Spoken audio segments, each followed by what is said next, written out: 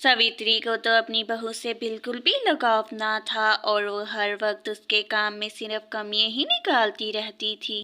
सुमन, तुमसे तो भोजन भी ढंग का नहीं बनता है। न जाने अपने पिछले घर से क्या सीख के आई हो कि जो भी काम करती हो वही गलत ही कर देती हो।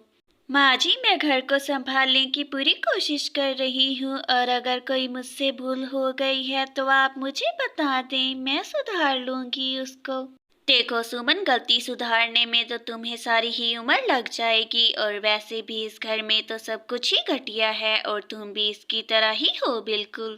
अपनी सास की ऐसी बातें सुनकर सुमन को तो बहुत बुरा महसूस होता है, मगर वो अपनी सास से कुछ भी नहीं कहती। और एक दिन सुमन की अमीर बहन उसके घर आती है और उससे आकर कहती है वो ऐसे, सुमन, तुम्हारे घर को तो देखकर लगता है कि तुम्हें कभी भी आराम मिलता ही नहीं होगा। ये तुम्हारा घर कितना ज्यादा छोटा और बेकार है ना। नेहा, इज्जत पैसों से नहीं मिलती है और वैसे भी मेहनत और सब्र से सब कुछ ही मिल जाता है और मुझे भी बहुत जल्द ही सब कुछ मिलेगा। अच्छा सुमन, तो मुझे बताओ एक बात कि आखिर तुम अपनी मेहनत से कब सफल होगी, इस जन्म में या फिर अगले में? मुझे तो अगले में ही लगता है। सुमन सोचती है कि वो अपनी बहन को अपनी मेहनत से कुछ न कुछ जरूर कर कर दिखाएगी। रात भी हो जाती है और सुमन सोचती है कि क्यों ना वो अपने ख्वाबों के बारे में कुछ कहे। रामेश, मैं इस बात पर कब से विचार कर रही हूँ कि क्यों ना हम अपना एक छोटा सा कारोबार ही शुरू कर लें और इससे हमें मुनाफा ही हो जाए। सुमन, तुम्हारा विचार तो बहुत ही ज्यादा मुझे पसंद आया है, मगर हमारे पास तो इतने पैसे ही नहीं कि हम अपना कारोबार भी शुरू कर पाएं। रमेश जी, मैंने सोच लिया है कि अब हम दूसरों की और बातें नहीं सुनेंगे और मैं अपने हाथों से बनाकर ही चीजें बेचूंगी अब से। रमेश तो सुमन का हाथ पकड़ता है और उसे एहसास दिलाता है कि वो उसके साथ ही है। सुमन, मैं तुमसे बहुत ज्यादा प्रेम करता हूँ और मैं हर कदम पर ही तुम्हारा साथ दूंगा, चाहे फिर तुम्हारा कोई साथ दे या ना दे इसमें। राधा घर में ही अपने हाथों से कपड़े सिलाई करती है और साथ ही साथ वो कुछ ही दिनों में बहुत अच्छा अचार भी बना लेती है और फिर उसे छोटी मार्केट में जाकर सेल करती है। सुमन को ये सब कुछ करते हुए देख उसकी सास को बहुत गुस्सा आता है।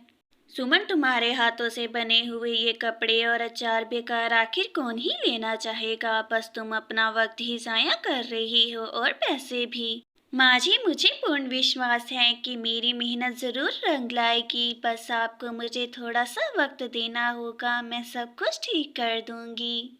सुमन की सास तो उसको दिन रात ही ताने देती है, मगर वो अपने काम पर पूरा ध्यान रखती है और धीरे धीरे उसके कस्टमर्स बहुत ज्यादा बढ़ जाते हैं। और अब सुमन की कमाई भी बहुत अच्छी होने लगी थी और इस वजह से वो अपना एक स्टोर भी ओपन कर लेती है। सुमन के तो हाथों में जादू था, वो जो भी कपड़ा डिजाइन करती वो तो बहुत जल्द ही फेमस हो जाता था। सुमन, तुम्हारे हाथ के बुनाए हुए कपड़े तो बहुत ही ज्यादा फेमस हो गए हैं, जिसे देखो बस तुम्हारे कपड़ों की ही तारीफ करता हुआ नजर आता है।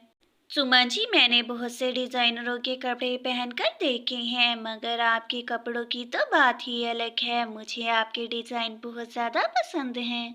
प्रिया और टीना, मैंने अपने इस सपने को पूरा करने के लिए बहुत ज्यादा मेहनत की है और इसकी वजह से अब हर कोई ही मेरी इज्जत भी करेगा। और ऐसे ही कुछ समय भी बीत जाता है और इस कुछ समय में सुमन अपने स्टोर को चलाने के लिए और भी ज़्यादा मेहनत करती है और उसके पास आगे से भी बहुत ज़्यादा कस्टमर्स बढ़ जाते हैं।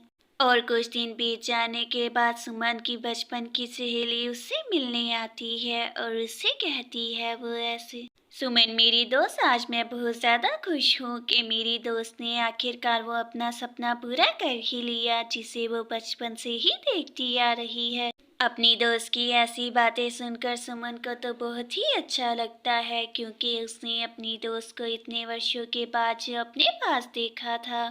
और अपनी दोस्त की ऐसी बातें सुनकर वो तो अपने मन ही मन में बहुत ज़्यादा खुश हो जाती है। ऐसे ही कुछ समय भी बीत जाता है और इस कुछ समय में सुमन बहुत ज़्यादा मेहनत करती है और अपने लिए एक खूबसूरत सा घर भी खरीद लेती है।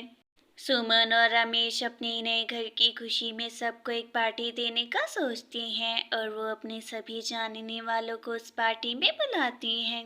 सुमन तो एक बहुत ही अच्छे रेस्टोरेंट में सबको पार्टी देती है और ये पार्टी देखकर सबकी आंखें तो खुली की खुली ही रह जाती हैं। और उसकी बहन कहती है, देखो रोहन, आज सुमन ने कितने अच्छे होटल में सबके लिए पार्टी अरेंज की है। न जाने इसके पास इतने ज्यादा पैसे आखिर कहाँ से आ गए। नेहा, ये तुम कैसी बातें कर रही हो? आखिरकार तुम्हारी बहन ने देखो अपनी मेहनत से अपनी किस्मत बदल ही दी है और देखो आज वो कितनी अलग है। नेहा को तो अपनी गलती का आभास हो जाता है और वो बहुत ज्यादा शर्मिंदा होती है।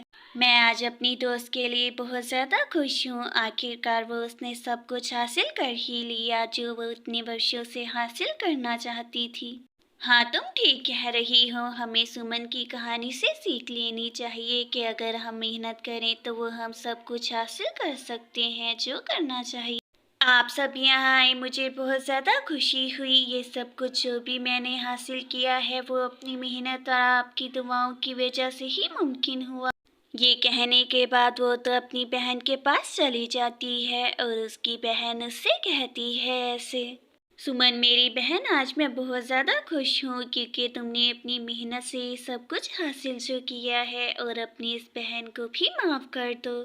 नेहा, मैंने कभी भी तुम्हारी किसी बात का भी बुरा नहीं माना है और वैसे भी हम सब तो एक परिवार ही हैं और मैं तुमसे नाराज़ कैसे हो सकती हूँ। और फिर वो दोनों बहनें एक दूसरे के साथ बातें करती हैं और ऐसे ही पार्टी की सेलिब्रेशन भी जल्द ही खत्म हो जाती है। और सुमन अपनी सास के साथ बैठी होती है और उसकी सास कहती है, सुमन, आखिरकार ये तुमने बात सिद्ध कर ही दी कि अगर हम लगन और पूरी सच्चाई के साथ एक काम करें तो ऐसा कोई काम नहीं जिसे हम पूर्ण ना कर पाएं। माँ जी, आज मैंने जो कुछ भी पाया है वो सिर्फ आपके आशीर्वाद और आपके साथ की वजह से ही पाया है। आपका बहुत बहुत धन्यवाद। इस तरह सुमन और उसकी सास का रिश्ता भी ठीक हो जाता है। और फिर सुमन रमेश के पास होटल जाती है और फिर वो दोनों वहाँ पर सारी पेमेंट देने के बाद कुछ ही समय बाद वो दोनों घर भी जल्दी से आ जाते हैं। रमेश तो सिर्फ सुमन को ही देखता जा रहा था। राधा, आज तुम्हारा सपना पूर्ण हो गया। मैं बहुत ज़्यादा खुश हूँ कि आज मेरी बीवी का जो बचपन का सपना था आखिरकार वो उसने पूरा कर लिया। ये तो सब कुछ आपके प्यार और साथ की वजह से ही मुमकिन हो पाया है, वरना आपके प्यार के बिना तो ये सब्र कभी भी मैं पूरा ना कर पाती। सुमन, तुम्हारा साथ मेरे लिए बहुत बड़ा सहारा है। मैं भगवान जी का बहुत शुक्रिया अदा करता हूँ कि उन्होंने इस जन्म में तुम्हें मेरी बीवी चुना। सुमन और रमेश तो एक दूसरे को बहुत ज़्यादा ही प्यार करते थे और फिर वो रात उनके प्यार की साक्षी बन जाती है और फिर वो दोनों एक दूसरे को किस करते हैं। सुमन, आज की रात तुम्हारी और मेरे प्यार की साक्षी बनेगी और आज की रात मैं हमारे दरमियान में किसी को भी आने की इजाज़त नहीं दूंगा, बिल्कुल। और फिर वो दोनों इतने समय बाद एक दूसरे के साथ प्यार भरा वक्त बिताते हैं।